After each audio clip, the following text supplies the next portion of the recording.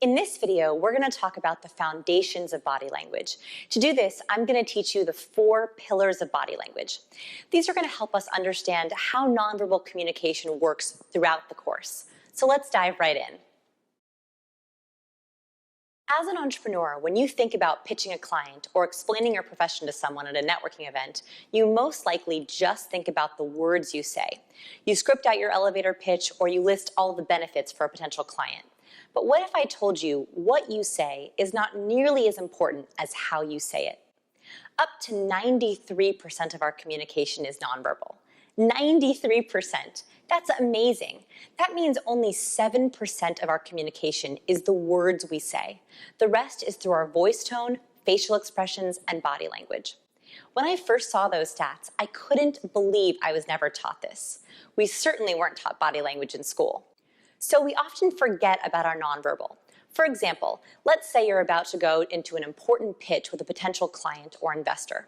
You probably prepare your presentation, think through possible questions, and research the person you are pitching.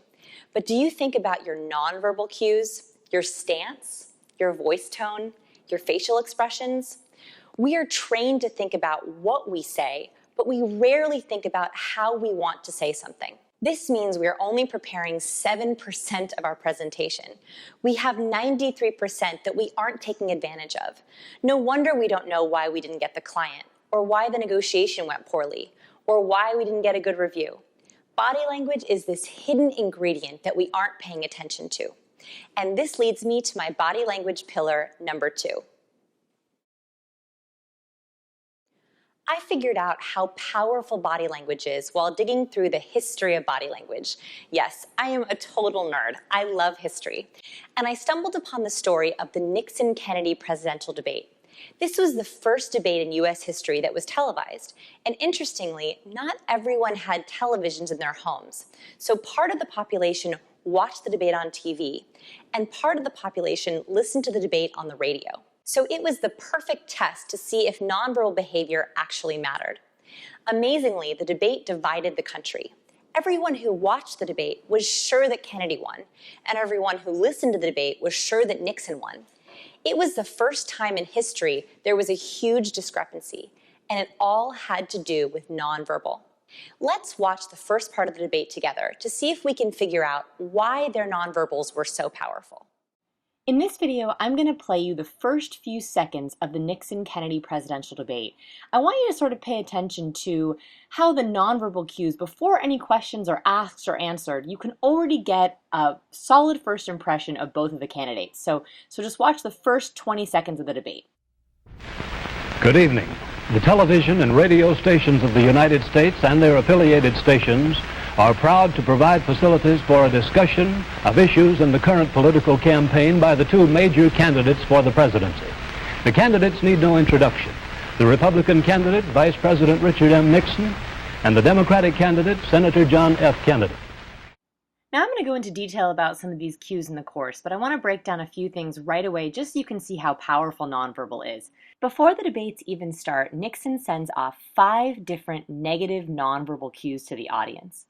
First, he looks over towards Kennedy before he's introduced, and this breeds distrust with the audience because they can't see Nixon's eyes. Second, it's also a non-alpha behavior. Typically, non-alphas look towards the alpha. It also draws our attention over to Kennedy. So that's a very bad sign that Nixon's almost kowtowing or being submissive to Kennedy because he's looking over at him. Third, he's gripping his chair arm, and that is a sign of nervousness, right? When you grip the chair arm for stability, it's a very weak sign for the audience. Fourth, unfortunately, while he's gripping that chair arm, it makes his hand look like a fist. And anytime someone sees a clenched fist, it's a nonverbal sign of aggression. So he gives off nervous signs and aggressive signs. Fifth, he's in what's called the runner stance, where he has one leg partially tucked under the chair. This gesture alone has 2 different effects. First, the runner stance usually means that someone wants to leave, so it shows someone's desire to exit or flee. Second, it's a hiding gesture. When we tuck part of our body under a chair, it's self-protective. So again, it looks very weak and submissive. So before Nixon is even introduced, he's given us 5 reasons not to vote for him. He looks anxious, he looks like he's mistrustful, he says the other person he's sitting with is the alpha, of course non-verbally, he shows nervousness, aggressiveness, and that he really wants to leave. The nonverbal in this debate was so powerful that it cost Nixon the election. Even the voting polls revealed that more than half of all voters said it was the debates that influenced their choice. Nixon himself even admitted in his memoir the importance of his nonverbal. He said, "I should have remembered that a picture is worth 1,000 words." By the way, if you ask me, I would add on to that phrase. If a picture is worth 1,000 words, a video is worth 1,000,000. And person to person is priceless. In fact, this body language moment in history was so powerful that the next televised presidential debate wouldn't take place for 16 years. And this is largely because the candidates became scared of their nonverbal influence. Lyndon B. Johnson was too intimidated, and Nixon, having been burned before, refused to debate on TV in both 1968 and 1972. That is some crazy powerful stuff, that body language could change a presidential election, and that some of the smartest men in the country, the men running for president, were so scared of nonverbal behavior that they actually gave up screen time with voters. That's amazing. What we have to remember about the Nixon-Kennedy story is that unsuccessful body language can make you lose, but successful body language can make you win. In business, wins are essential for success. Winning the customer, winning the project, winning the client, and projecting that winning mentality with your nonverbal. And this leads me to my 3rd pillar of body language. The best way for you to see the winning power of body language is actually through a really fascinating study. And you will have to forgive me because I am a total research junkie. I love digging through archives of scientific journals and finding nuggets of cool research to share with you. Anyways, what led me to understand the power of body language was actually a study from Harvard Business School. Researchers at Harvard Business School wanted to know if body language alone could make a difference in getting someone hired. So they had participants come into a lab and split them up into 2 groups. In one group, they had them do successful body language, which we're going to talk about a little bit later in the course. And they had them do these poses for 5 minutes. In the other group, they had them do unsuccessful body language or defeated body language poses, again for 5 minutes. They then had these groups go into mock interviews where they had to deliver speeches to evaluators and answer questions.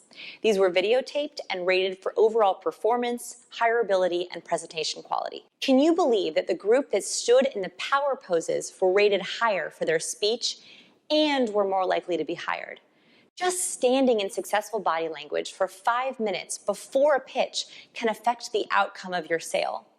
Body language is truly amazing. This study is so powerful because it shows us that how we say something is just as important as what we say, and that mastering your body language can help you increase your influence, your impact, and your bottom line. I believe everyone can master body language, whether it comes naturally or not. What's holding people back is bad body language, and this is my 4th pillar. Bad body language can hurt your business. Before learning body language, I had no idea that my body language was holding me back. It was holding me back both externally, giving good first impressions, and internally, because I had so much anxiety about what I should be doing with my body and what people were thinking of me. Before I learned body language, I didn't realize that my powerful words were being undercut by my weak body language, and that clients wanted to trust me, but my way of interacting was actually harming my attempts to bond with them. Networking, elevator pitches, business lunches, cold calling, those words used to make me break out in a cold sweat. But you have to have confident body language in those business activities. If not, it can cost you profits. In 2011, corporate fraud cost us $997 billion in the United States alone, which is 7% of total annual revenue. Not understanding body language can not only hold you back from getting new business, but it can also cause you to miss other people's dishonest cues. And small business owners get duped the most.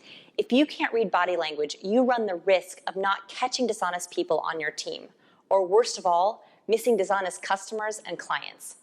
You need to be able to protect your business from dishonest people by spotting lies and suspicious body language right away. And that's what this course is all about, protecting your business by knowing which nonverbal to avoid and using the right body language to attract the people you want. In the next videos, I'm going to show you how.